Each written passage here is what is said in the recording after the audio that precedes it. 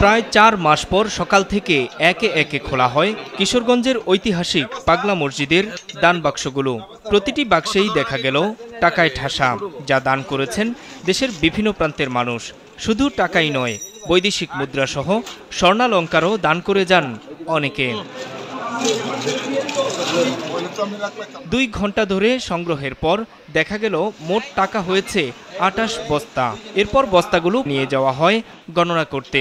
সেখানে আগে থেকেই উপস্থিত মাদ্রাসার কোমলমতি শিক্ষার্থীরা, তাদের সঙ্গে রয়েছেন শিক্ষকরাও।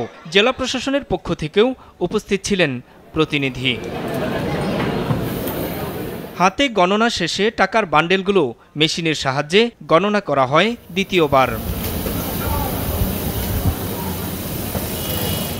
কিশোরগঞ্জ জেলা প্রশাসক ও মসজিদ কমিটির সভাপতি মোহাম্মদ আবুল কালাম আজাদ এবং পুলিশ সুপার মোহাম্মদ রাসেল শেখের উপস্থিতিতে এই কার্যক্রম চালানো হয়। নিরাপত্তার স্বার্থে উপস্থিতি দেখা যায় সেনা, পুলিশ ও আনসার সদস্যের।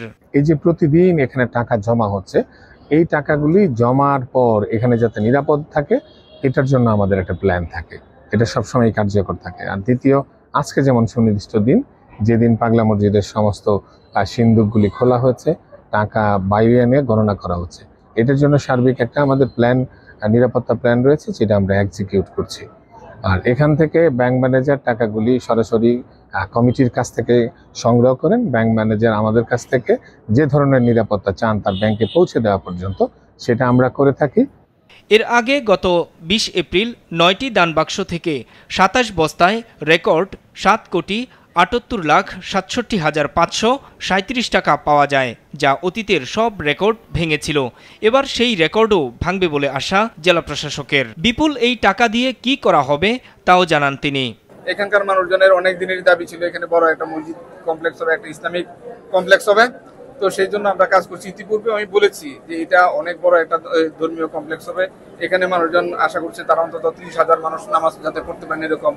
তো এখানে আমরা প্রাথমিকভাবে যতবার কথা বলেছি ততবারই বিষয়টা এমন আসছে যে এখানে অনেক টাকা ব্যয়ে একটা মসজিদ হবে, যে এরকম একটা কমপ্লেক্স করতে অনেক টাকা লাগবে।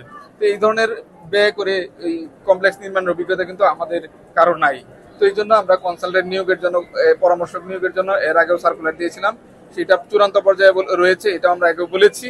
এই পরামর্শক নিয়োগ শেষ হলে এটাতে আমাদের মসজিদের মূল ডিজাইন হবে। এখন পর্যন্ত সব মিলিয়ে মসজিদের অ্যাকাউন্টে কত টাকা জমা আছে এমন প্রশ্নে নির্দিষ্ট করে কিছু জানাননি মসজিদ কমিটির সভাপতি। আসলে দানের টাকা টোটাল এই মুহূর্তে আমার বলা কঠিন, যে এটা ব্যাংক হিসাব দেখেই বলতে হয়। আর এই সবকিছুই স্বচ্ছতা আছে, এখানে কোনো স্বচ্ছতার বাইরে ১ টাকাও খরচের কোনো সুযোগ নেই। আর যে পরিমাণ টাকা আমাদের কাছে আছে, আশা করছি মসজিদ কমপ্লেক্স নির্মাণ কাজ শুরু করার জন্য সেটা যথেষ্ট। আমরা হয়তো শুরু করতে পারবো, হয়তো শেষ হয়তো হবে না। ২০২৩ সালে ৪ বার খোলা হয়েছিল পাগলা মসজিদের দান বাক্স। ওইবার মোট ২১,৮৫,৮৫,১৮১ টাকা পাওয়া যায়। টাকার পাশাপাশি হীরা, বৈদেশিক মুদ্রা ও স্বর্ণালঙ্কারও পাওয়া গেছে বিপুল পরিমাণ। মাছরাঙা নিউজ ডেস্ক।